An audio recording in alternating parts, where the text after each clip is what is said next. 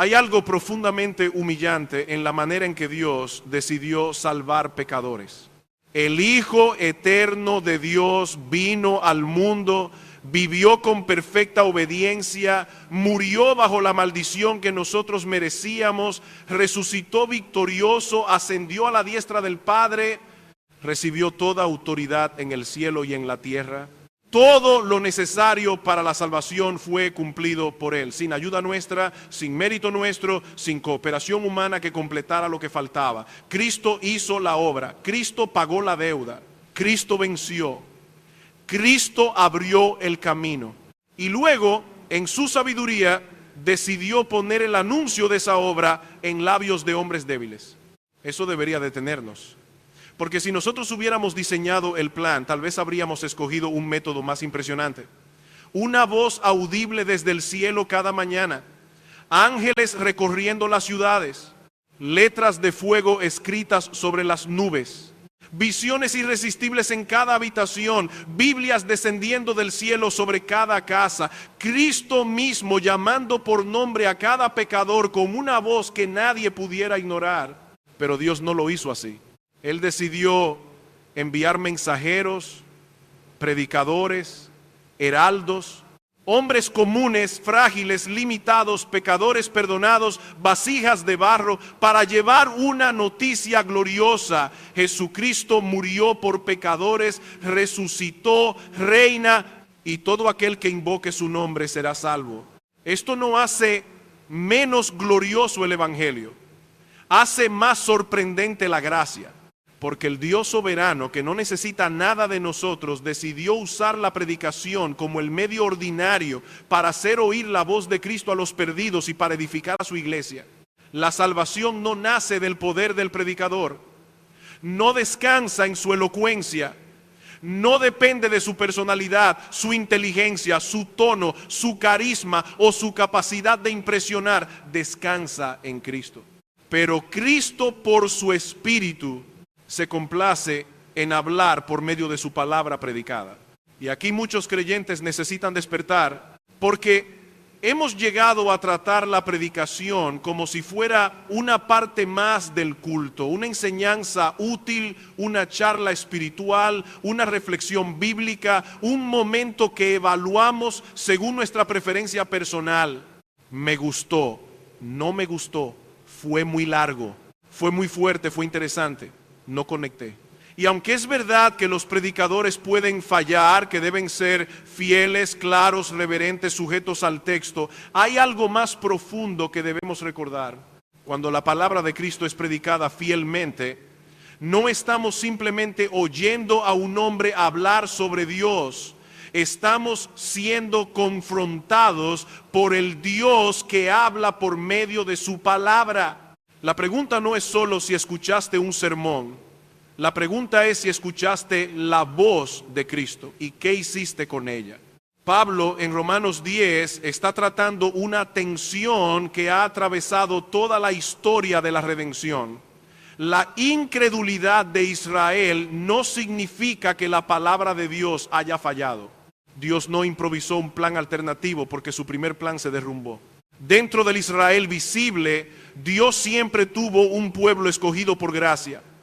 Y al mismo tiempo, aquellos que rechazan el Evangelio no son víctimas inocentes de un decreto que los obliga a pecar. Son responsables de su incredulidad.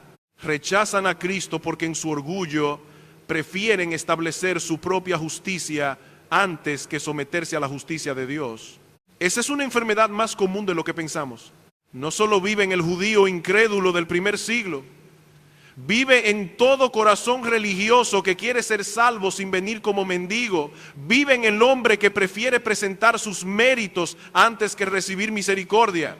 Vive en la mujer que ha estado cerca de la iglesia por años, pero todavía descansa secretamente en su decencia. Vive en el joven que conoce las palabras correctas, pero no quiere rendirse al señorío de Cristo. Vive en cualquiera que quiere a Jesús como ayuda, pero no como Señor. Como consuelo, pero no como rey. Como rescatista en emergencias, pero no como dueño absoluto de la vida.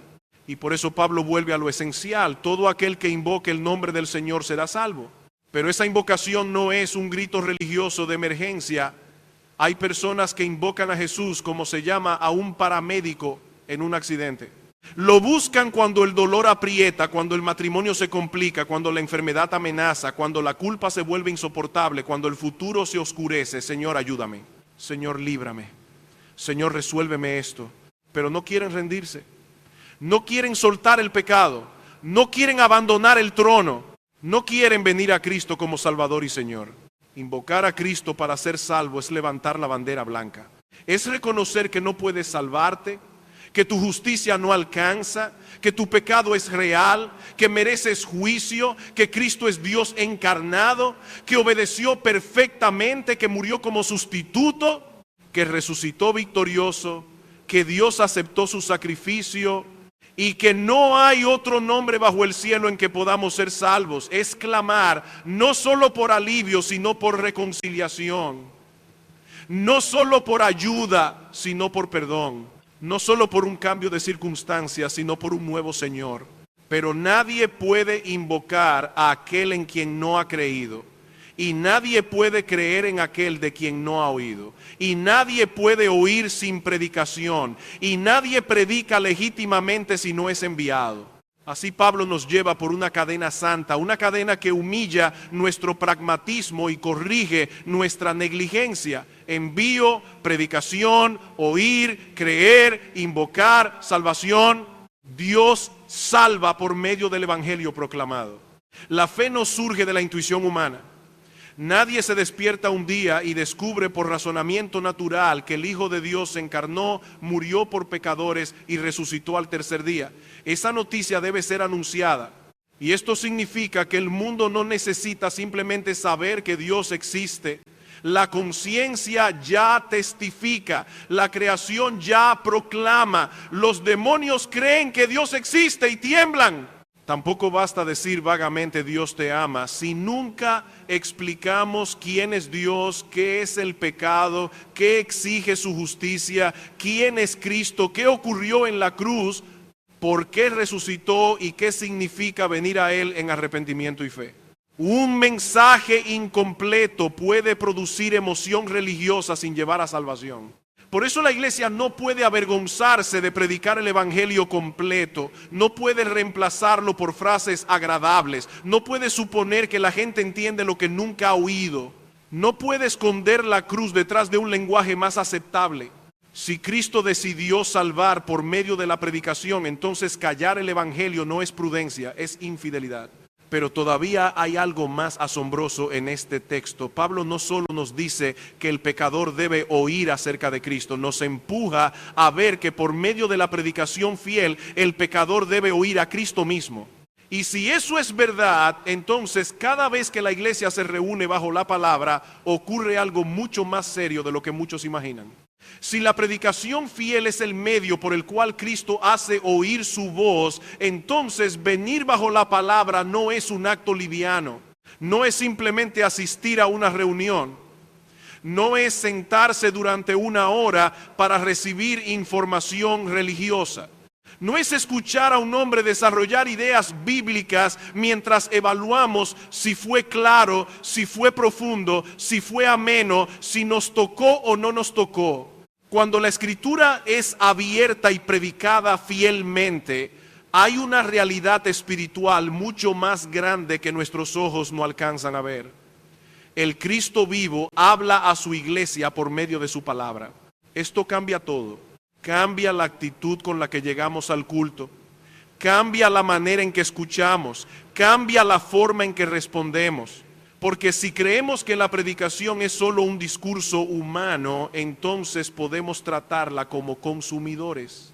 Pero si entendemos que Cristo mismo llama a sus ovejas por medio de la palabra predicada, entonces debemos venir con temor reverente, con hambre espiritual, con disposición a obedecer, diciendo desde antes de escuchar: Señor, háblame, corrígeme, despiértame, consuélame, confronta lo que debe ser confrontado, hazme oír tu voz.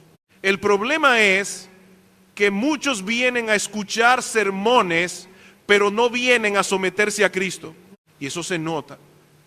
Se nota cuando una persona oye la palabra durante años, pero sigue protegiendo el mismo pecado.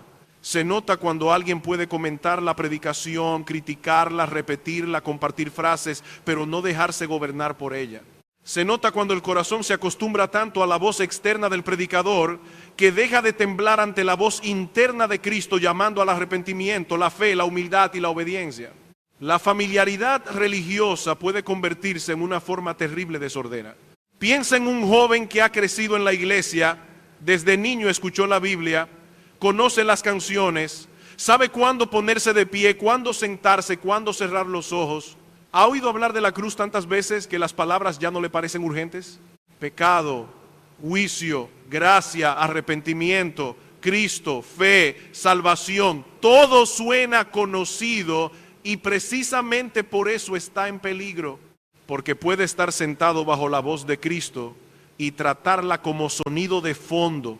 O piensa en un adulto que ha escuchado sana doctrina por muchos años, ya sabe distinguir errores, ya sabe cuando un predicador usa mal un texto, ya sabe hablar de gracia, justificación, elección, arrepentimiento, santidad, pero su vida privada sigue resistiendo áreas concretas de obediencia.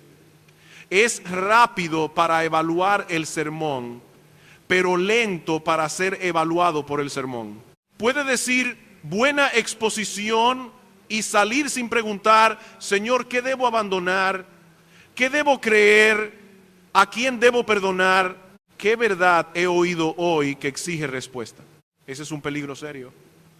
Porque el propósito de la predicación no es producir oyentes expertos, sino ovejas que oyen la voz del pastor y lo siguen.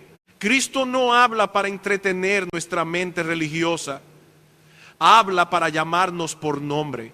Y cuando Él llama, no llama de manera vaga, su palabra entra donde nuestras defensas son más fuertes. Entra en el matrimonio donde el orgullo ha sido normalizado. Entra en la relación con los hijos donde hemos confundido control con pastoreo. Entra en el trabajo donde justificamos pequeñas deshonestidades. Entra en la soledad donde alimentamos pecados secretos. Entra en la iglesia donde servimos pero buscamos reconocimiento. Entra en la mente donde guardamos resentimientos cuidadosamente organizados. Entra en el corazón religioso que quiere la gracia de Cristo pero no su gobierno. Por eso la predicación fiel no siempre nos dejará cómodos. Y si siempre nos deja cómodos, algo anda mal. A veces la voz de Cristo consuela al quebrantado, a veces levanta al débil, a veces fortalece al cansado, pero también reprende al rebelde, expone al hipócrita, humilla al orgulloso y llama al pecador a rendirse. No confundas incomodidad con falta de amor.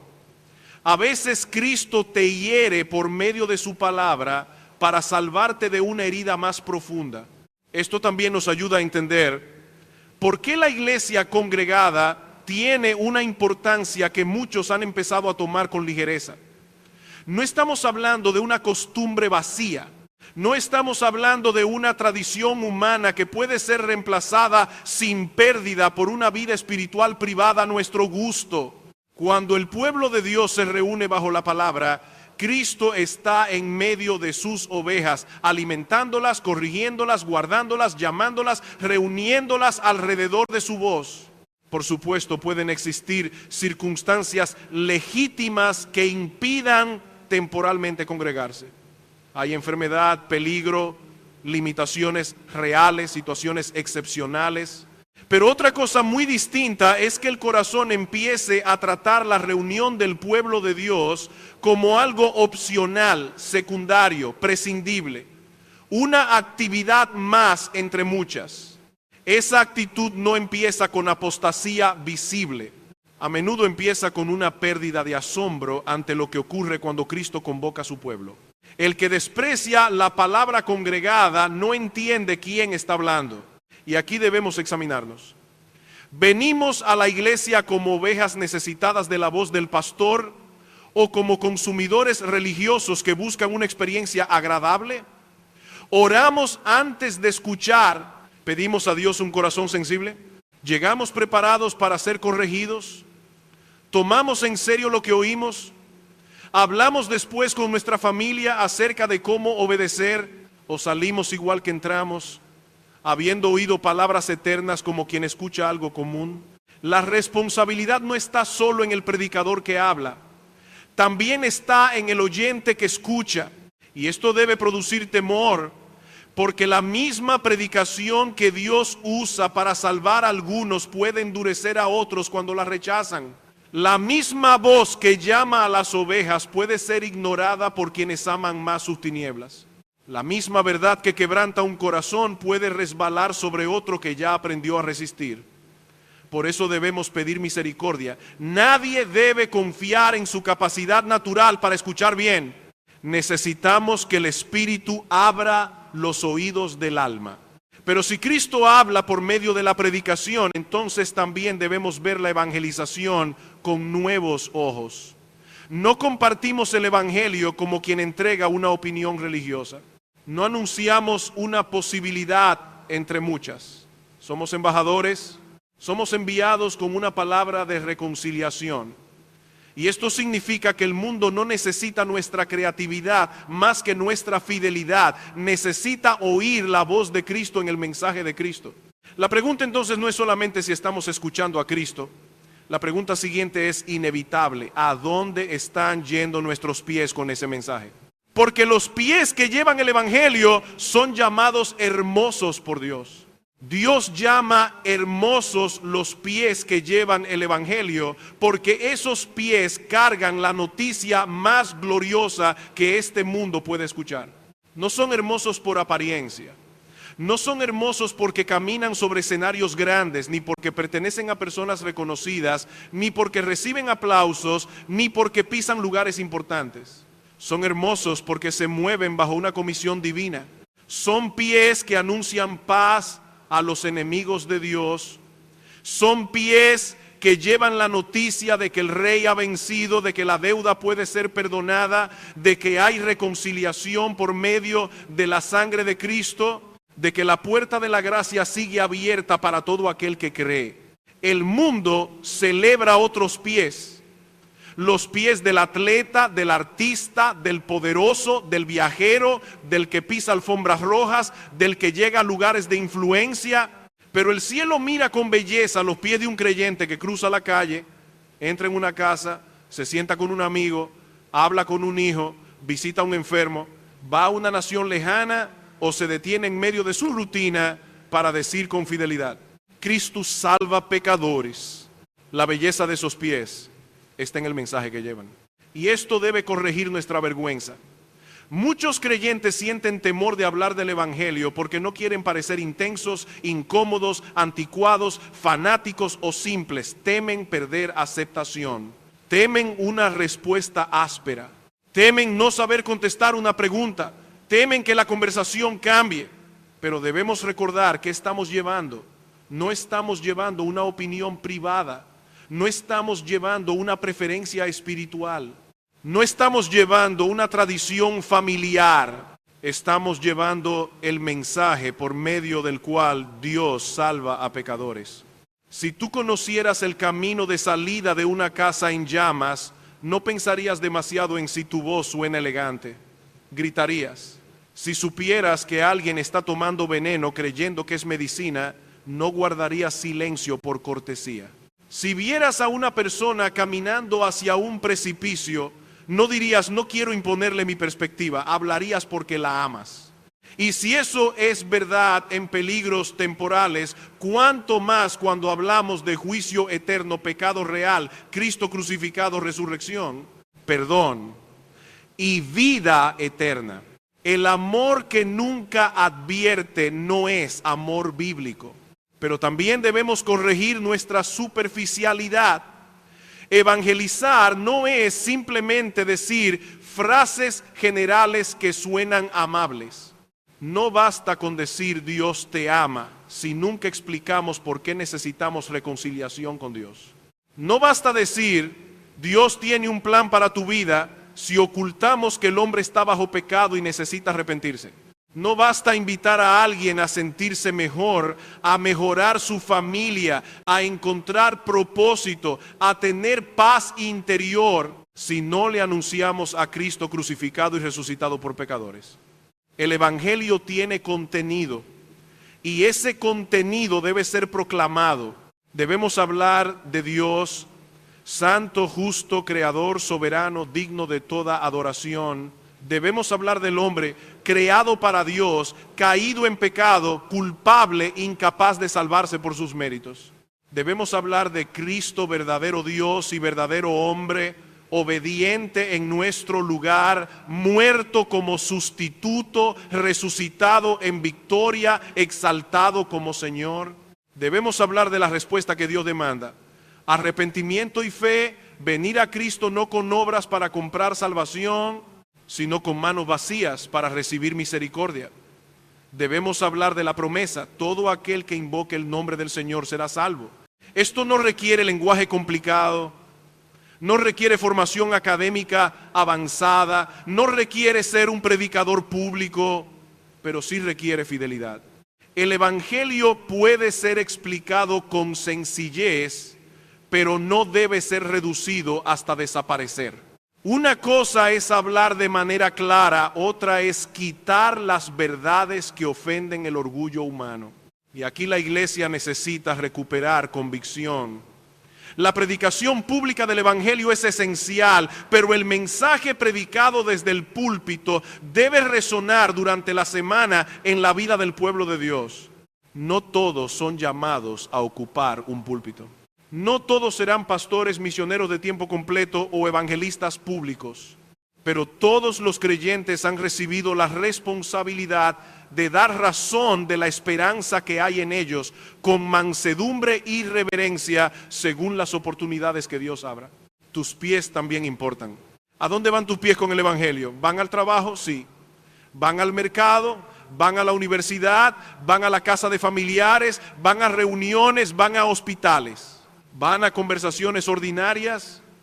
¿Pero van llevando conciencia de misión o van solo a cumplir rutinas, ganar dinero, resolver asuntos, entretenerse y volver a casa? No se trata de convertir cada conversación en un discurso forzado. Se trata de vivir bajo el señorío de Cristo de tal manera que nuestras vidas despierten preguntas y nuestras bocas estén preparadas para responder con verdad. A veces una vida cristiana fiel abre una puerta. En medio de un mundo ansioso, un creyente que descansa en Dios provoca preguntas. En medio de hogares quebrados, un matrimonio que aprende a perdonar en Cristo provoca preguntas. En medio de corrupción, un trabajador honesto provoca preguntas. En medio de sufrimiento, un santo que llora con esperanza provoca preguntas. Y cuando esas preguntas llegan, no debemos ofrecer solo moralidad o consejos generales. Debemos llevar la conversación hacia Cristo. La esperanza que hay en nosotros tiene nombre, se llama Jesucristo, pero este llamado también debe despertar oración. Si nadie cree sin oír y nadie oye sin predicación, entonces debemos rogar al Señor que envíe obreros. No obreros que jueguen al cristianismo, no hombres enamorados de plataformas, no mensajeros que quieran suavizar el mensaje para ser aceptados. Necesitamos hombres llamados por Dios, probados por la iglesia, sometidos a la Escritura, dispuestos a predicar todo el consejo de Dios, aun cuando no sea popular, aun cuando no llene auditorios, aun cuando el mundo lo desprecie. Y necesitamos creyentes que sostengan esa obra. Algunos irán, otros orarán, otros darán, otros abrirán sus hogares, otros enseñarán a sus hijos, otros compartirán con compañeros.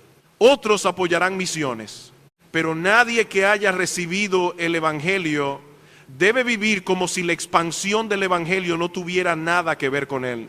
El Evangelio que nos alcanzó debe seguir caminando por medio de nosotros.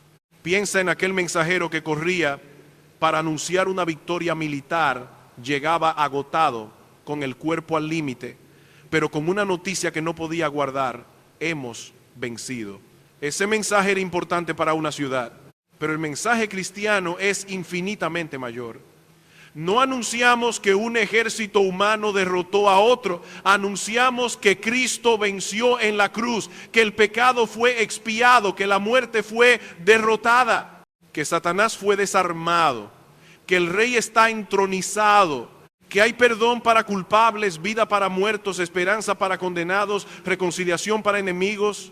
¿Cómo guardar silencio ante eso? No por culpa legalista, no porque pensemos que Dios nos amará más si hablamos más, no porque queramos ganar puntos espirituales. La verdadera evangelización nace del asombro. Cuando el alma entiende que ha recibido un tesoro inmerecido, desea que otros lo conozcan. Cuando Cristo se vuelve precioso, hablar de Él deja de ser una carga artificial y se convierte en una necesidad santa.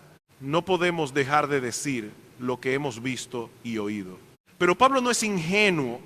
Después de mostrar la gloria del mensaje y la belleza de los pies que lo llevan, introduce una realidad dolorosa. No todos obedecieron al evangelio. ¿La predicación es el medio de Dios? Sí. ¿Cristo habla por medio de ella? Sí. ¿El mensaje es glorioso? Sí. Pero muchos que oyen deciden seguir en incredulidad. Y esa es una advertencia terrible para todo oyente religioso. No todos obedecieron al evangelio. Esa frase cae con peso después de haber contemplado la gloria de la predicación. Pablo acaba de mostrarnos una cadena preciosa. Dios envía, el mensajero predica, los hombres oyen, algunos creen, invocan el nombre del Señor y son salvos. Hemos visto que la predicación no es un invento humano, sino el medio escogido por Dios para hacer oír la voz de Cristo. Hemos visto que los pies de los que anuncian buenas nuevas son hermosos porque llevan noticias de paz. Y de repente Pablo dice, sin embargo, ese sin embargo nos devuelve a una realidad dolorosa. El evangelio es glorioso, pero no todos lo reciben. Cristo habla por medio de su palabra, pero no todos se inclinan. La invitación es verdadera, la oferta es sincera, la gracia es suficiente, el mensaje es claro, pero muchos oyen y permanecen duros.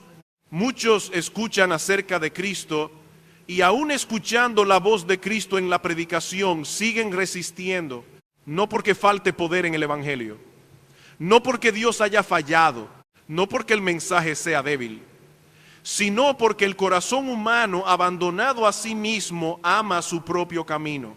Esto debe corregir una expectativa ingenua que a veces tenemos.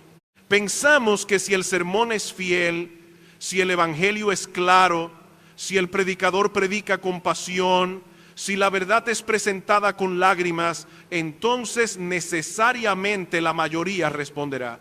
Pero la historia bíblica no nos permite pensar así. Isaías predicó y tuvo que preguntar, Señor, ¿quién ha creído a nuestro anuncio? Cristo mismo predicó con pureza perfecta, con autoridad sin mancha, con amor sin mezcla, con sabiduría infinita, y muchos no creyeron.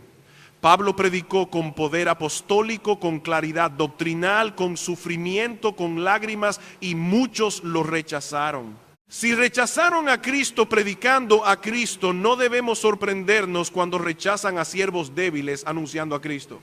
Esto no debe llevar al predicador a la indiferencia. Pablo no habla de la incredulidad de Israel con frialdad académica. Su corazón estaba quebrantado. Él podía decir que tenía gran tristeza y continuo dolor en su corazón por sus hermanos según la carne. La doctrina de la soberanía de Dios no lo volvió duro. La responsabilidad humana no lo volvió cínico. Él sentía el peso de ver a personas oyendo la verdad y permaneciendo lejos. Esa es la tensión que todo siervo fiel debe aprender a llevar. Predicar con confianza en Dios y llorar por los que rechazan el mensaje. Pero tampoco debemos medir la fidelidad de la predicación simplemente por la cantidad de respuestas visibles. Vivimos en una época obsesionada con números. ¿Cuánta gente asistió? ¿Cuántos levantaron la mano? ¿Cuántos compartieron el video? ¿Cuántos seguidores? ¿Cuántas decisiones? ¿Cuánto crecimiento? Y no debemos despreciar cuando Dios trae fruto visible. Debemos alegrarnos. Pero el tamaño de una audiencia no prueba la fidelidad del mensaje, ni la pequeñez de una iglesia prueba la ausencia de bendición. Hay lugares duros donde hombres fieles predican a Cristo semana tras semana con poco reconocimiento. Y hay multitudes reunidas alrededor de mensajes que no salvan porque entretienen la carne, prometen prosperidad, evitan la cruz y nunca llaman al pecador a rendirse ante el Señor. No todo lo que atrae multitudes viene del cielo. Por eso debemos pedir discernimiento. La pregunta principal no es cuántos escuchan, sino qué están oyendo. ¿Están oyendo la palabra de Cristo? ¿Están oyendo acerca de pecado, justicia, juicio, cruz, resurrección, arrepentimiento, fe, gracia, señorío de Cristo? ¿O están oyendo una versión religiosa de sus propios deseos? Porque el corazón humano puede amontonarse alrededor de maestros que le digan lo que quiere oír. Puede buscar voces que calmen la conciencia sin quebrantarla, que prometan bendición sin santidad, que hablen de Dios sin confrontar el pecado, que usen la Biblia sin someter el alma a Cristo. Pero Pablo no suaviza la realidad. No todos hicieron caso al Evangelio. La palabra implica obediencia. No se trata solo de no entender, no se trata solo de falta de información. El Evangelio no es una noticia neutral que uno simplemente analiza desde lejos. Es una proclamación del Rey que demanda respuesta. Creer el Evangelio no es solo asentir mentalmente a ciertos datos, es rendirse al Cristo que esos datos revelan. Por eso rechazar el Evangelio no es simplemente no estar convencido todavía. Es desobedecer la voz de Dios que llama al pecador a reconciliarse con Él. Y esto debe hacer temblar a todo oyente acostumbrado. Porque es posible oír el Evangelio muchas veces y endurecerse más con cada exposición. Es posible sentarse domingo tras domingo bajo la palabra y desarrollar una especie de resistencia espiritual. Al principio una verdad golpeaba la conciencia, una advertencia hacía temblar, una invitación parecía urgente, pero con el tiempo, si no se responde con arrepentimiento y fe, el corazón aprende a defenderse, aprende a decir no hoy, más adelante.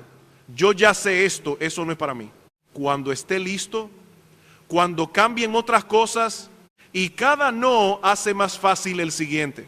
Hay jóvenes que crecieron oyendo el Evangelio y piensan que eso los hace menos responsables, cuando en realidad los hace más responsables. Han tenido Biblias abiertas, padres que oraron, sermones claros, llamados pacientes, advertencias amorosas, ejemplos de gracia. Y aún así algunos siguen con una mano extendida hacia Cristo y la otra aferrada al mundo. No quieren el infierno, pero tampoco quieren abandonar su pecado. Quieren seguridad eterna sin rendición presente. Quieren a Jesús como escape, pero no como Señor. Eso no es fe salvadora. Eso es negociación con Dios. Y Dios no negocia el señorío de su Hijo. El Evangelio ofrece salvación gratuita, pero no ofrece un Cristo dividido. No puedes recibir su perdón mientras rechazas su autoridad. No puedes invocarlo como Salvador y seguir despreciándolo como Rey.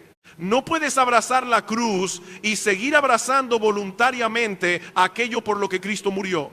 Venir a Cristo es venir con manos vacías, sí, pero también con bandera blanca. Es dejar de justificarte, dejar de excusarte, dejar de intentar establecer tu propia justicia. Dejar de tratar a Dios como alguien que debe acomodarse a tus términos. No todos obedecieron al Evangelio. Y esa frase debe sonar como advertencia, pero Pablo no termina ahí. Él anticipa una posible defensa. Tal vez no oyeron, tal vez Israel no tuvo oportunidad, tal vez el problema fue falta de exposición.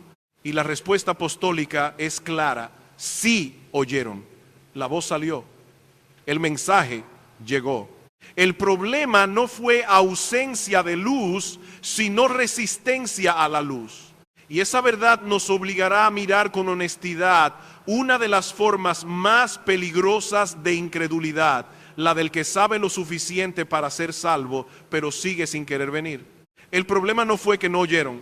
Pablo hace esa pregunta como si estuviera anticipando la defensa de Israel. ¿Acaso nunca han oído? ¿Será que el evangelio no llegó? ¿Será que la incredulidad puede explicarse por falta de oportunidad? ¿Será que no tuvieron suficiente luz? Y la respuesta es firme, ciertamente que sí. Oyeron, la voz salió, el mensaje fue anunciado, la palabra corrió, Dios no dejó a su pueblo sin testimonio. Eso hace que la incredulidad sea más grave, porque hay una diferencia enorme entre no haber oído y haber oído muchas veces sin obedecer. Hay una diferencia entre la ignorancia y la resistencia, entre estar en tinieblas por falta de luz y cerrar los ojos cuando la luz está delante, entre no saber dónde está el camino y mirar el camino claramente mientras decide seguir por otro lado. Pablo está diciendo que Israel no puede excusarse diciendo, no sabíamos, la palabra estuvo cerca. Las promesas estaban en sus escrituras, los profetas habían hablado, Cristo vino, los apóstoles predicaron, el evangelio fue proclamado. Y aún así muchos no creyeron. Esta es una advertencia terrible para cualquier persona que vive cerca de la verdad. Porque estar cerca de la verdad no es lo mismo que someterse a la verdad. Puedes tener una Biblia en casa, padres creyentes, una iglesia fiel, años de sermones, conversaciones espirituales, canciones doctrinales, libros cristianos, memorias de campamentos, llamados evangelísticos, oraciones de otros por ti, y aún así permanecer lejos de Dios. No porque nunca oíste, sino porque no quisiste rendirte. La luz recibida aumenta la responsabilidad. Hay personas que han escuchado el evangelio tantas veces que ya no sienten el peso de escucharlo. Saben que Cristo murió por pecadores, saben que resucitó, saben que el pecado merece juicio, saben que la salvación es por gracia mediante la fe.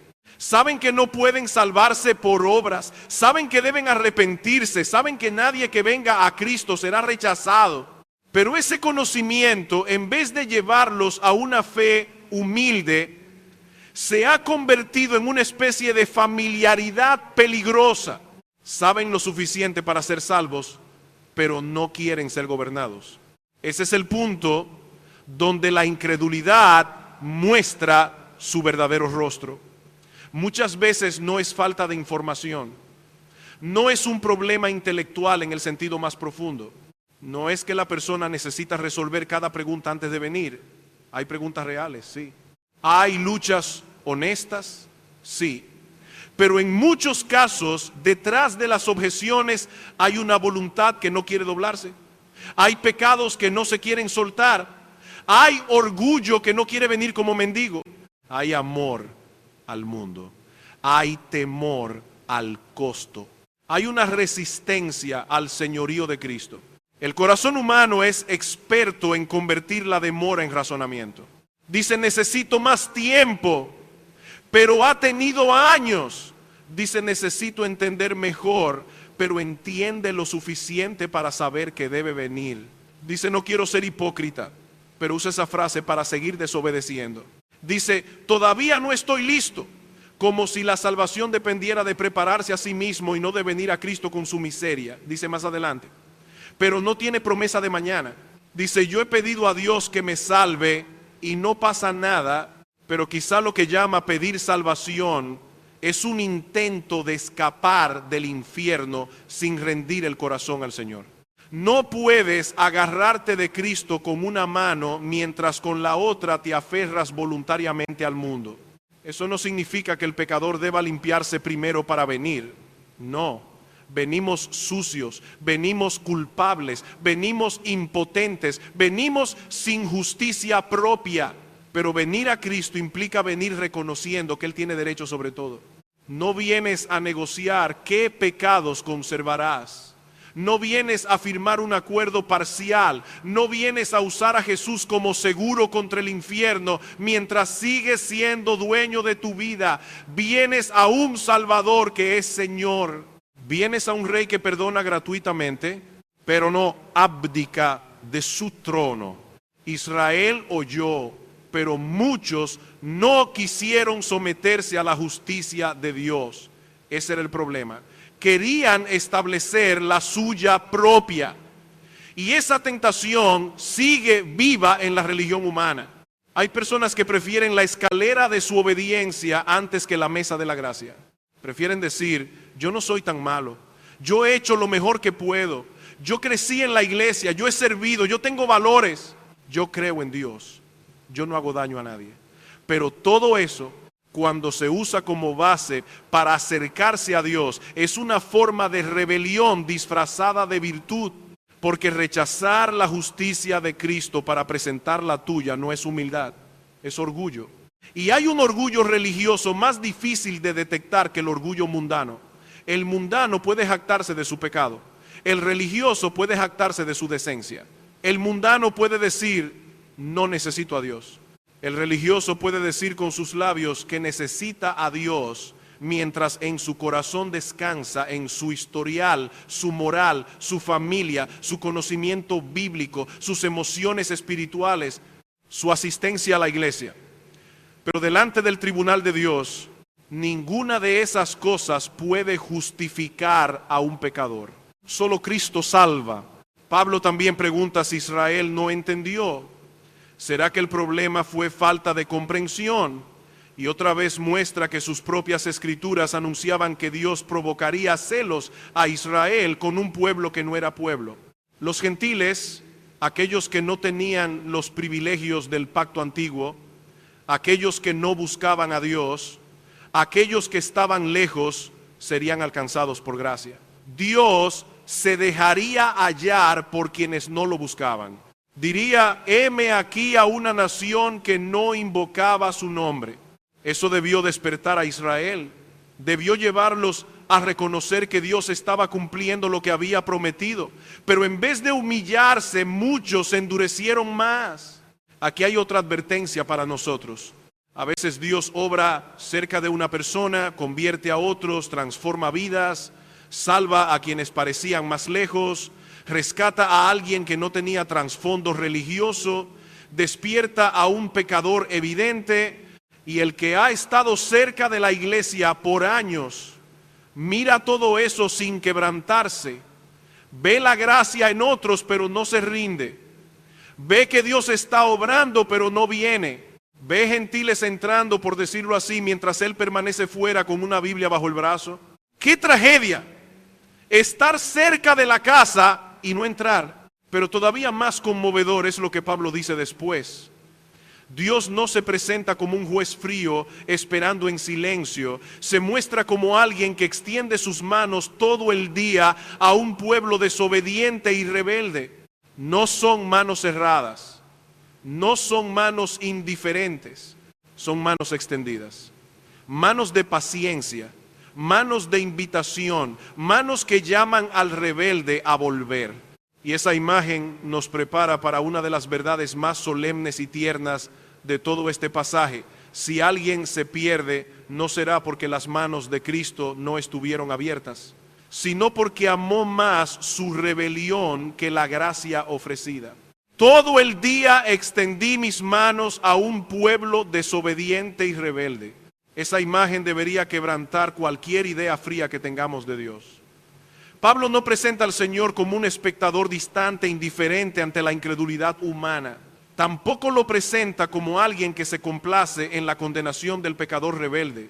Lo muestra con manos extendidas, manos abiertas, manos que llaman, manos que invitan, manos que por medio de la predicación dicen una y otra vez, ven, reconcíliate, deja tu rebelión, vuelve, hay perdón, hay gracia, hay salvación en Cristo. Y aún así, muchos no vienen. Aquí vemos una de las realidades más solemnes de toda la Escritura. Dios es soberano en la salvación y el hombre es responsable de su incredulidad. No podemos borrar una verdad para hacer más cómoda la otra. Romanos 9 nos obliga a inclinarnos ante la elección soberana de Dios. Romanos 10 nos obliga a mirar de frente la responsabilidad del hombre que rechaza el evangelio. Si alguien se salva, será por gracia soberana. Si alguien se pierde, será por su pecado, su incredulidad, su negativa a someterse a Cristo. Nuestra mente quisiera simplificar el misterio. Quisiéramos escoger una sola línea y eliminar la tensión, pero la Biblia no nos permite hacerlo. Dios escoge, llama, salva, da vida, abre ojos, concede fe, y al mismo tiempo el pecador es llamado a arrepentirse, creer, invocar, venir, no endurecer su corazón. Nadie será condenado por no haber podido derrotar un decreto secreto. Será condenado por amar las tinieblas, por rechazar la luz, por no querer venir a Cristo para tener vida. Y esa verdad debe quitarle toda excusa al oyente.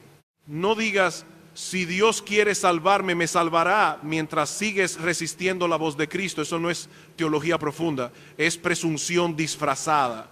No uses la soberanía de Dios como almohada para dormir en tu pecado. No conviertas una doctrina santa en refugio para tu rebeldía. La misma Biblia que enseña que Dios tiene misericordia de quien quiere tener misericordia, también dice, si oís hoy su voz, no endurezcáis vuestros corazones. Hoy, no mañana, hoy, las manos extendidas de Dios no deben ser tratadas con indiferencia. Hay algo terrible en acostumbrarse a ver esas manos y seguir caminando en dirección contraria.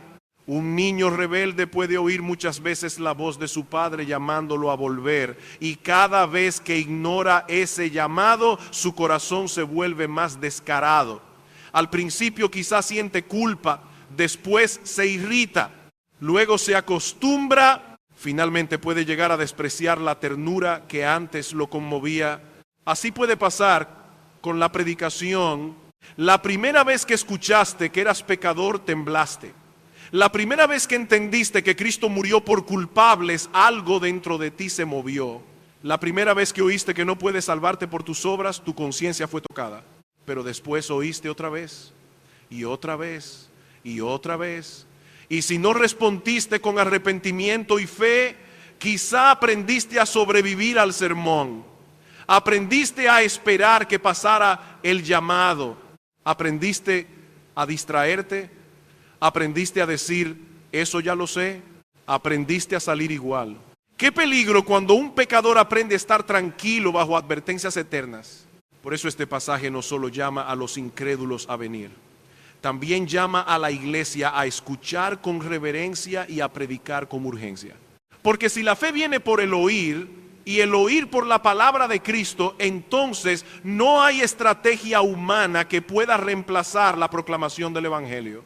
Podemos tener programas útiles, conversaciones importantes, actos de misericordia necesarios, comunidades cálidas, buena música, presencia digital, recursos educativos. Pero si el evangelio no es predicado, los pecadores no están oyendo aquello por lo cual Dios salva. La iglesia que deja de predicar a Cristo, deja de ofrecer al mundo su única esperanza. Y cuando decimos predicar a Cristo, no hablamos de usar su nombre como adorno religioso. Hablamos de proclamar quién es Él, qué hizo, por qué su muerte fue necesaria, qué significa su resurrección, qué demanda su señorío y qué promete su gracia.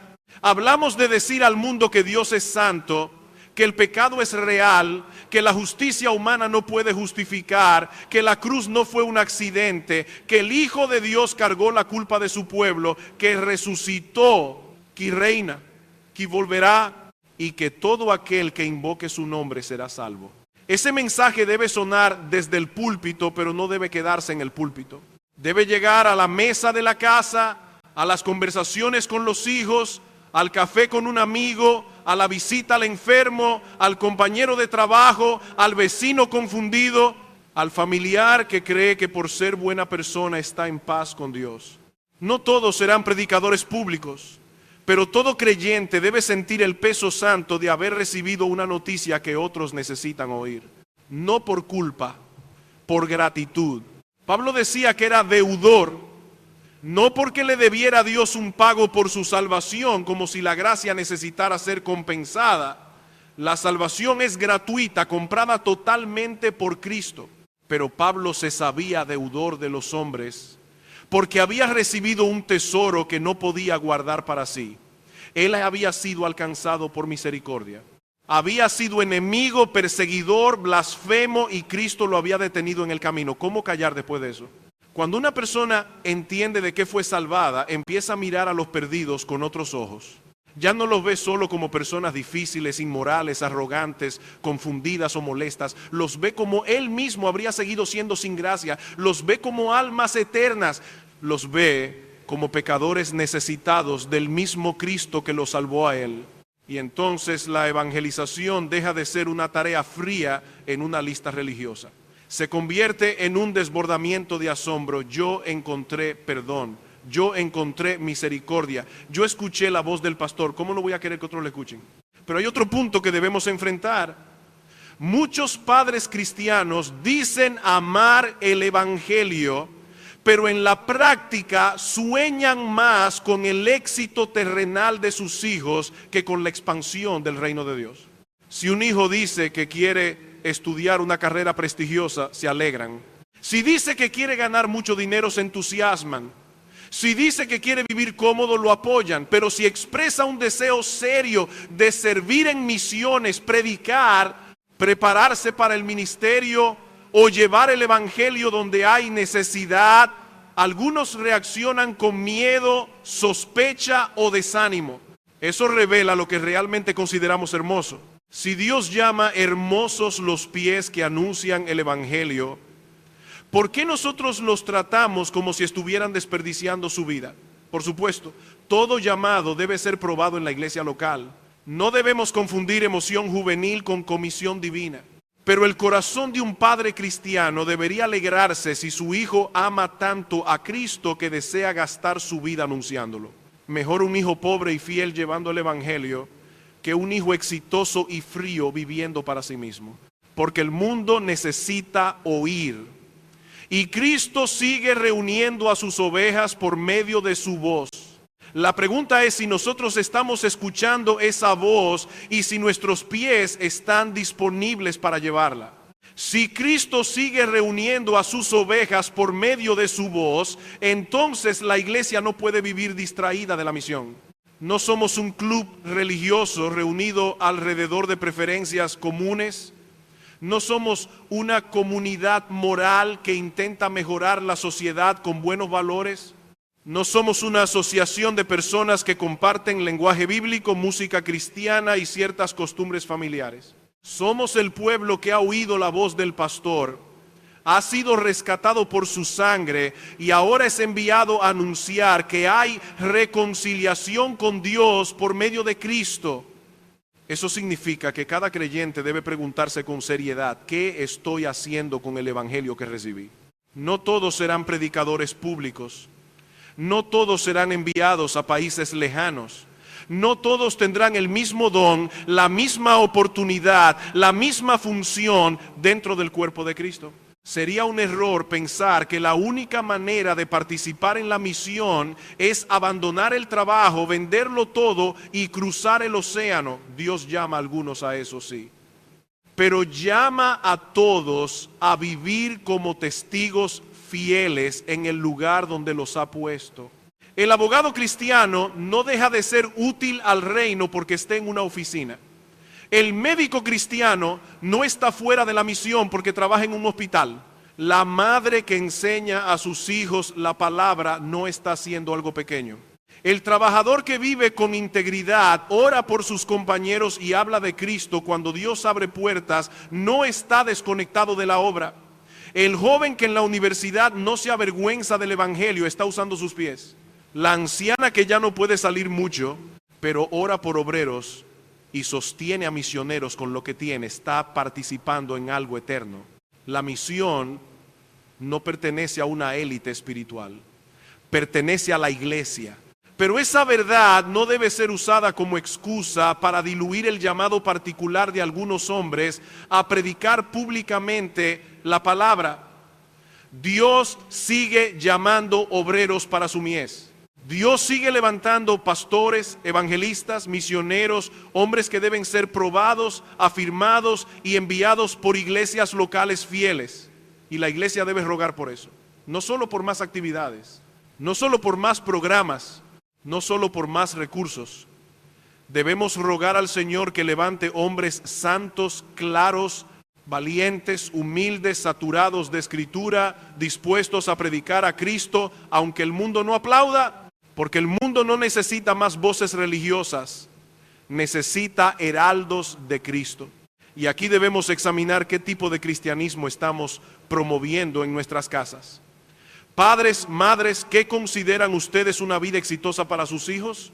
Que tengan una carrera respetable, que ganen bien, que vivan cómodos, que no pasen necesidad, que sean reconocidos, que tengan estabilidad. Todo eso puede ser legítimo en su lugar, pero si eso pesa más en nuestro corazón que verlos amar a Cristo, servir a la iglesia, vivir para el reino y estar dispuestos a sufrir por el evangelio, entonces nuestras prioridades han sido moldeadas más por el mundo que por la escritura. Si un hijo dice con seriedad: quiero prepararme para servir al Señor, quiero considerar las misiones, quiero predicar, quiero llevar el evangelio donde no ha sido escuchado, el corazón cristiano no debería responder primero con cinismo. No debería decir inmediatamente: ¿y de qué vas a vivir? Debería decir: gloria a Dios, vamos a orar, vamos a hablar con los pastores, vamos a probar ese llamado, vamos a caminar con sabiduría. Pero si el Señor te está llamando, bendito sea su nombre. Porque son hermosos los pies que anuncian el evangelio, y no solo los pies que cruzan fronteras, también los pies que caminan por una casa para hablar con un hijo rebelde. Los pies que van a pedir perdón y abrir una conversación espiritual. Los pies que visitan a alguien que sufre. Los pies que se detienen junto a un compañero de trabajo y con mansedumbre explican la esperanza cristiana. Los pies que llevan una Biblia a una cárcel, a un hospital, a un barrio olvidado, a una sala donde alguien está muriendo. Los pies que no buscan ser vistos, pero que llevan el mensaje de Cristo. El cielo llama bello lo que la tierra muchas veces desprecia, pero nada de esto debe nacer de una culpa legalista. Si evangelizar es simplemente una carga que nos imponemos para sentirnos buenos cristianos, pronto nos cansaremos. O hablaremos con dureza, o convertiremos a las personas en proyectos. La evangelización cristiana debe nacer del asombro. Pablo decía que era deudor no porque estuviera pagando su salvación, sino porque había recibido una gracia demasiado grande para guardarla. Era deudor de hombres y mujeres que necesitaban oír lo que a él le había dado vida. Hay una deuda que no esclaviza, impulsa. Una deuda de gratitud. Si un hombre descubre la cura de una enfermedad mortal que estaba acabando con su familia, ¿puede guardarla en secreto sin culpa? Si alguien encuentra agua en el desierto, ¿puede beber solo y dejar morir a los demás sin que su corazón sea confrontado?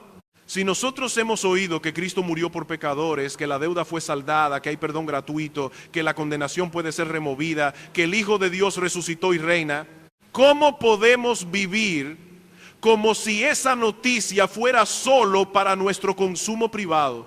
No podemos dejar de decir lo que hemos visto y oído. Esa fue la respuesta de los primeros discípulos cuando fueron amenazados. No dijeron simplemente: tenemos una obligación institucional. Dijeron: no podemos. Habían visto demasiado, habían oído demasiado, habían sido alcanzados por una realidad demasiado gloriosa. El Cristo crucificado estaba vivo. El perdón había sido anunciado.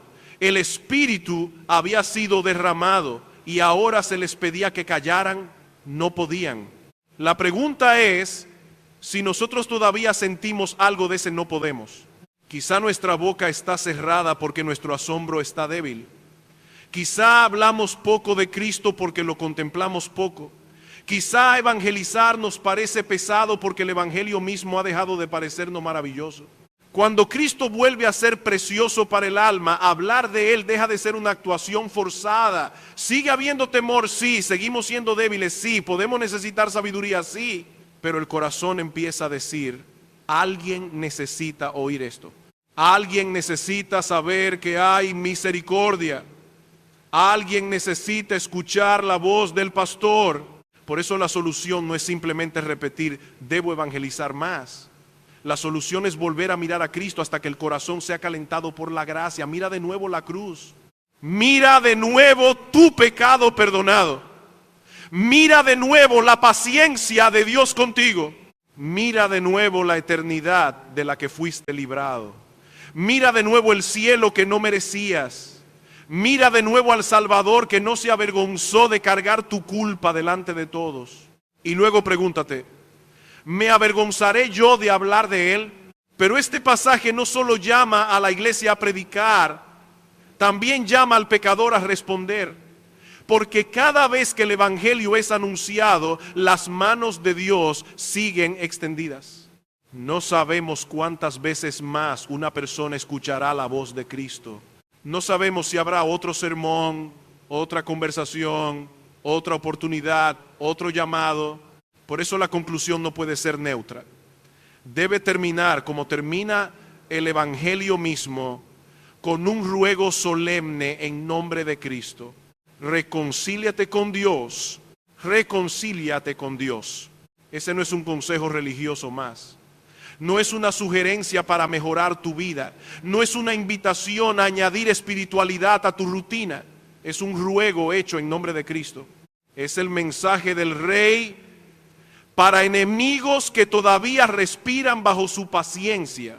Es la voz de Dios extendiendo sus manos por medio de la predicación y diciendo al pecador, ven, deja tu rebelión, no sigas huyendo, no sigas confiando en tu justicia, no sigas posponiendo. Hay perdón en mi Hijo. Y si hoy oyes su voz, no endurezcas tu corazón. Tal vez has oído el evangelio muchas veces, tal vez podrías explicar algunas de sus verdades.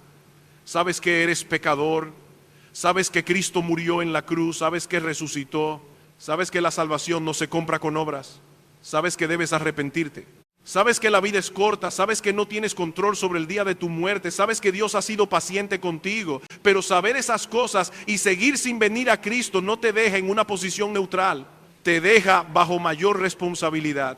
La luz rechazada no desaparece, testifica contra ti. No digas, todavía no estoy listo. Nadie viene a Cristo porque ya logró ponerse listo. Vienes precisamente porque no puedes prepararte a ti mismo. Vienes como culpable, como impotente, como mendigo, como alguien que no tiene justicia propia que presentar. No digas, primero tengo que cambiar. Si pudieras cambiarte a ti mismo, no necesitarías Salvador. Ven con tu culpa, ven con tu miseria, ven con tu vergüenza, ven con tu historia rota. Ven con tus manos vacías, pero ven rindiéndote, no negociando. Cristo no es un paramédico espiritual que aparece en emergencias y luego desaparece mientras tú sigues siendo dueño de tu vida. Cristo es Señor, es Dios, amo, Rey, soberano, dueño. Invocar su nombre para salvación es clamar por misericordia bajo su autoridad. Es dejar de tirar de la cuerda hacia el mundo mientras intentas tocar el cielo con la punta de los dedos. No puedes aferrarte voluntariamente a tu pecado y decir que estás abrazando al Salvador que murió por ese pecado. Su gracia es gratuita, pero no es barata. Fue comprada con sangre. Y tú, creyente, escucha también. Este pasaje no solo te llama a mirar a los perdidos, te llama a mirar tu propia actitud ante la voz de Cristo. ¿Cómo vienes bajo la predicación? ¿Con hambre? ¿Con reverencia? ¿Con disposición a obedecer? ¿O vienes como alguien que ya sabe, que ya evaluó, que ya se acostumbró, que ya puede escuchar sin temblar?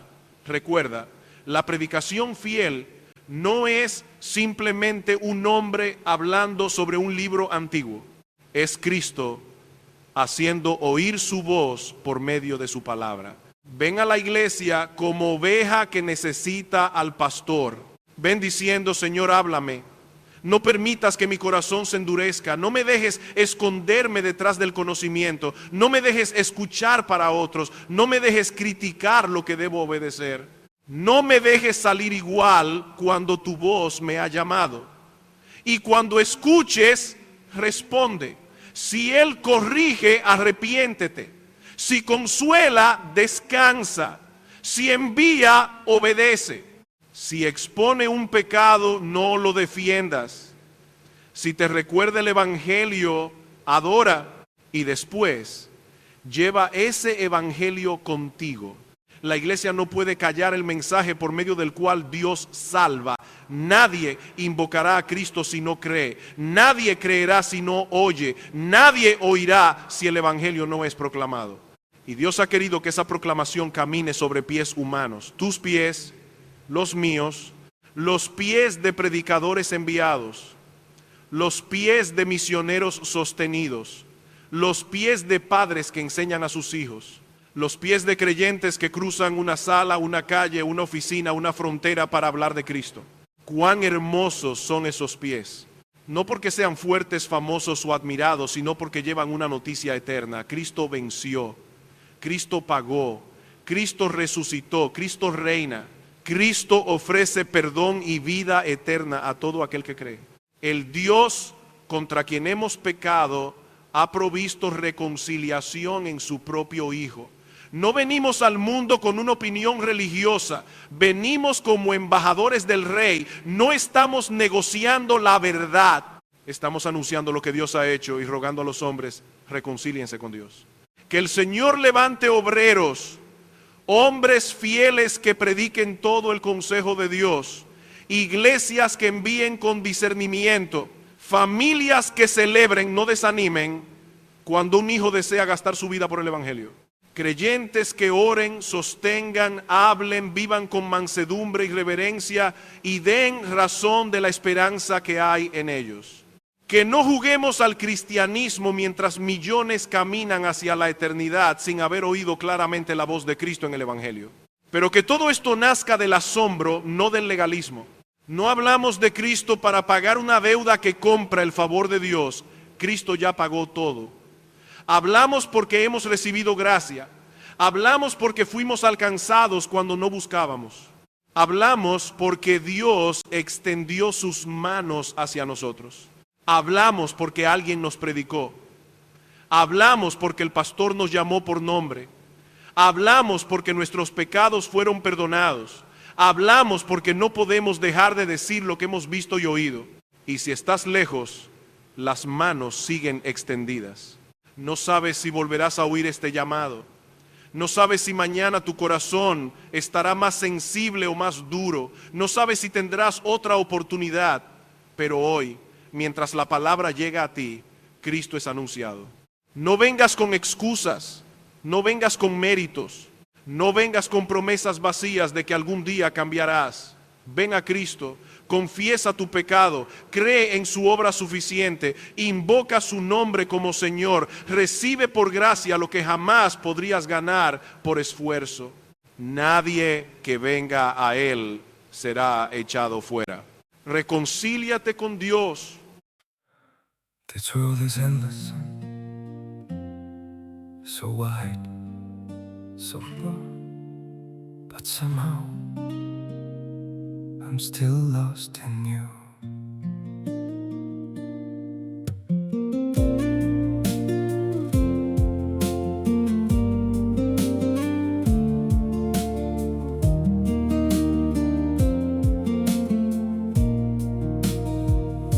The streets are full of moving shadows, countless places I could go. City shining, people passing, yet I still feel so alone. Every road keeps leading nowhere, every sky feels cold and blue. In this world so vast and open, I'm still lost in missing you. The world is wide, so wide before me, but I keep losing my way. Somewhere in the endless distance, your memory makes stay. The world moves on without us, but my heart remains untrue. For no matter where these feet may wander, I'm still lost in missing you. I have tried to outrun silence, tried to leave your ghost behind, but your name still echoes softly through the corners of my mind. The world is wide, so wide before me, but I keep losing my way. Somewhere in the endless distance, your memory makes me stay. The world moves on without us, but my heart remains untrue. For no matter where these feet may wander, I'm still lost in missing you. Maybe someday I'll stop searching for your face in every crowd, but until that day, this broken heart will keep calling your name out. The world is wide, so wide before me, but I keep losing my way. Somewhere in the endless distance, your memory makes me stay. The world moves on without us, but my heart remains untrue. For no matter where these feet may wander, I'm still lost